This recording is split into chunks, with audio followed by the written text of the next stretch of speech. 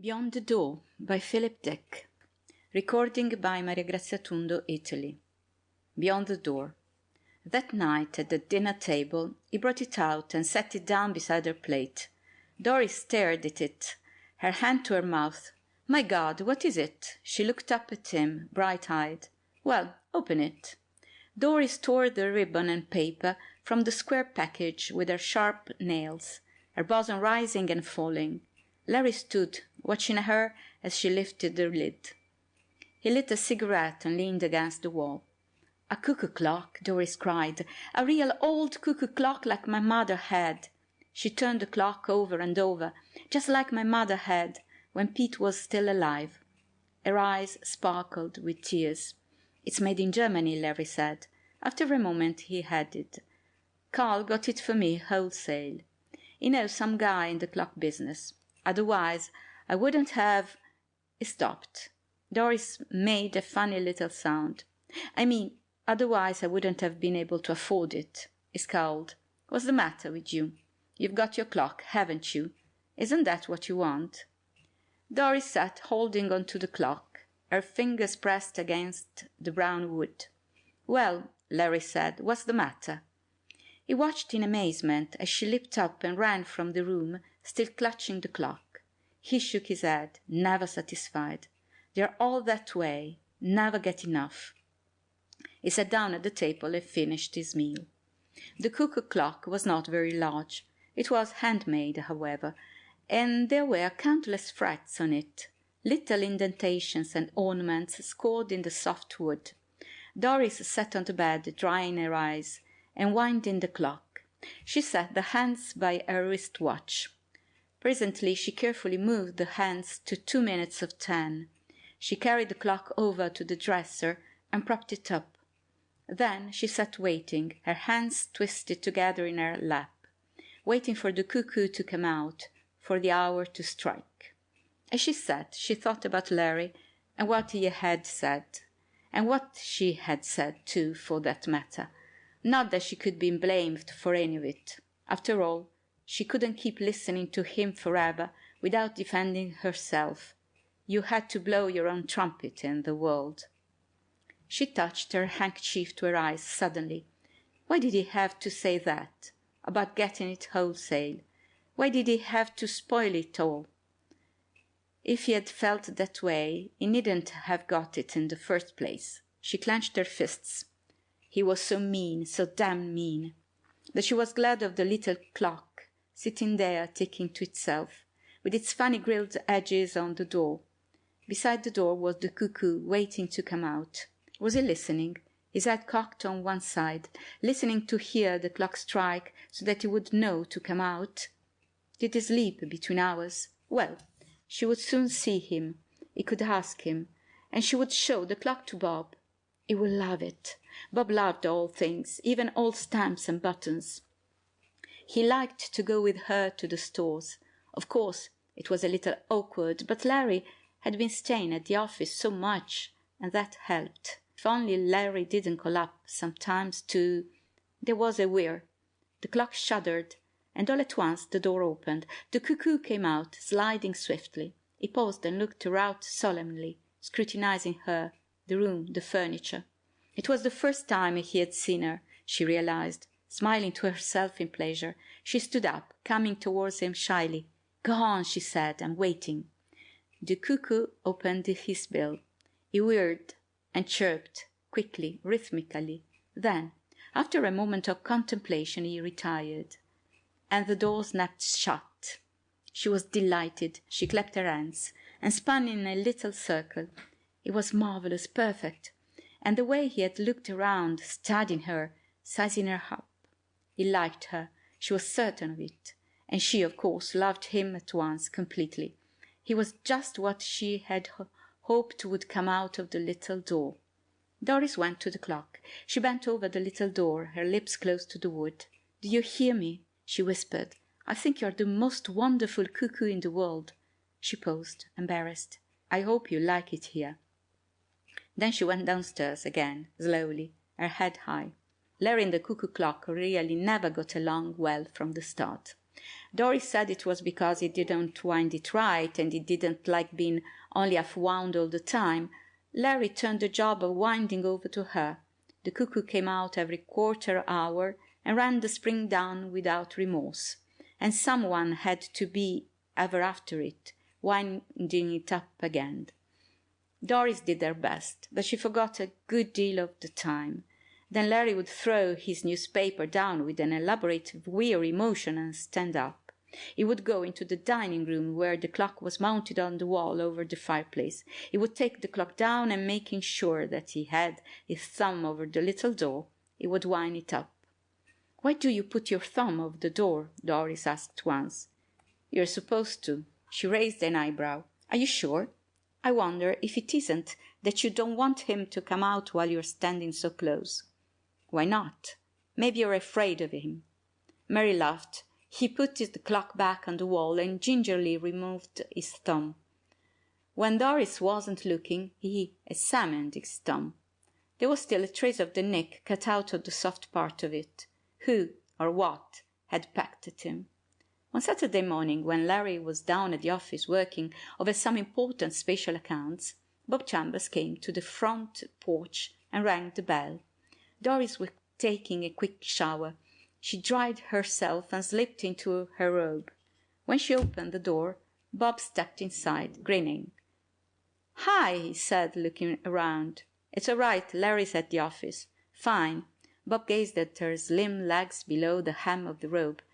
"How nice you look today." She laughed. "Be careful. Maybe I shouldn't let you in after all."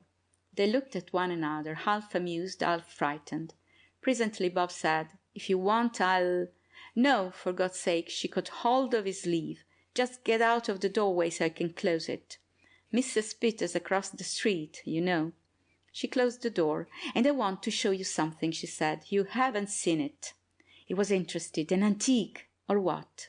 She took his arm, leading him toward the dining room. "You'll love it, Bobby." She stopped, wide-eyed. "I hope you will. You must. You must love it. It means so much to me. He means so much." "He?" Bob frowned. "Who is he?" Doris laughed. "You're jealous. Come on." A moment later they stood before the clock, looking up at it. "He'll come out in a few minutes. Wait until you see him. I know you two will get along just fine." "What does Larry think of him?" "They don't like each other. Sometimes when Larry's here, he won't come out.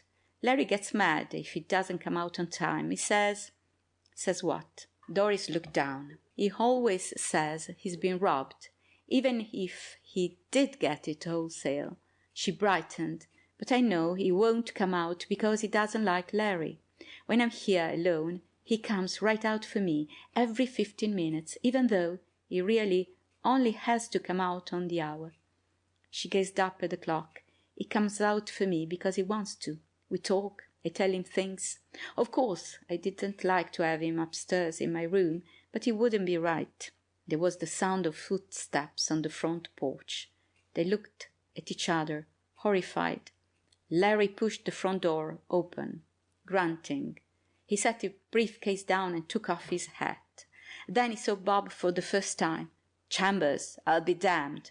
His eyes narrowed. "What are you doing here?" He came into the dining room. Doris drew a robe about her helplessly, backing away. Bobby began. "That is, we—" He broke off, glancing at Doris. Suddenly the clock began to whir. The cuckoo came rushing out, bursting into sound. Larry moved toward him. "Shut that den off," he said. He raised his fist toward the clock. The cuckoo snapped into silence and retreated. The door closed. "That's better." Larry studied Doris and Bob, standing mutely together. "I came over to look at the clock," Bob said. "Doris told me that it's a rare antique and that—" "Nuts! I bought it myself." Larry walked up to him. "Get out of here." He turned to Doris. "You too, and take that damn clock with you." He paused, rubbing his chin. "No, leave the clock here. It's mine. I bought it and paid for it." In the weeks that followed after Doris left, Larry and the cuckoo clock got along even worse than before. For one thing, the cuckoo stayed inside most of the time, sometimes even at 12 o'clock, when he should have been busiest. And if he did come out at all, He usually spoke only once or twice, never the correct number of times, and there was a sullen, uncooperative note in his voice, a jarring sound that made Larry uneasy and a little angry. But he kept the clock wound, because the house was very still and quiet, and it got on his nerves not to hear someone running around, talking and dropping things, and even the whirring of a clock sounded good to him. But he didn't like the cuckoo at all, and sometimes he spoke to him. "Listen," he said late one night to the closed little door. "I know you can hear me. I ought to give you back to the Germans, back to the Black Forest." He paced back and forth. "I wonder what they're doing now, the two of them. That young punk with his books and his antiques. A man shouldn't be interested in antiques. That's for women." He set his jaw. "Isn't that right?" The clock said nothing. Larry walked up in front of it. "Isn't that right?" he demanded. "Don't you have anything to say?" He looked at the face of the clock. It was almost 11, just a few seconds before the hour. "All right, I'll wait until 11. When I want to hear what you have to say. You are pretty quiet." "Ah! You've been pretty quiet the last few weeks since she left." He grinned wryly. "Maybe you don't like it here since she's gone." He scowled. "Well, I paid for you, and you're coming out, whether you like it or not. You hear me?"